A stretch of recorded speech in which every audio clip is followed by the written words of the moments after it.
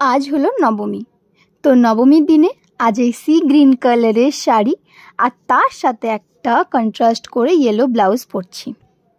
তারপর আমরা প্যান্ডেল হপিং করতে বেরিয়ে পড়েছি।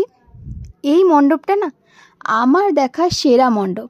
থিমটা আমার এক্স্যাক্ট আসলে মনে পড়ছে না, তবে মনে হয় নারী দুর্গা ছিল। অনবদ্য এক কথায়, মায়ের থেকে চোখই সরছিল না।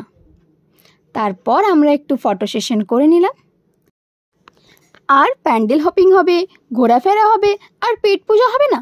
তাই ঘোরাফেরা করার পর আমরা দেশি গ্রিল চলে এলাম কিছু খাওয়া দাওয়া করার জন্য। এখানে নিয়েছিলাম আমরা paneer pakora, chicken lollipop, fried rice, chilli chicken, mix veg আর বাটার নান। খাওয়া দাওয়া সেরে বাড়ি ফিরে আবার রাত্রে আমরা আমাদের কাশীপুরে ঠাকুর দেখতে বেরিয়ে পড়লাম। আর এখানে বেরিয়ে পড়েছিলাম আমি আমার বোনের সাথে। এটা হলো আমাদের কাশীপুর উপর বাজার দুর্গা সমিতির মা। তারপর সেখান থেকে গেলাম লোহারপাড়া।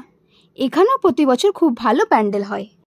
তারপর আমরা সব বান্ধবীরা মিলে এখানে কিছুক্ষণ আড্ডা দিলাম, তারপর চাট খেলাম।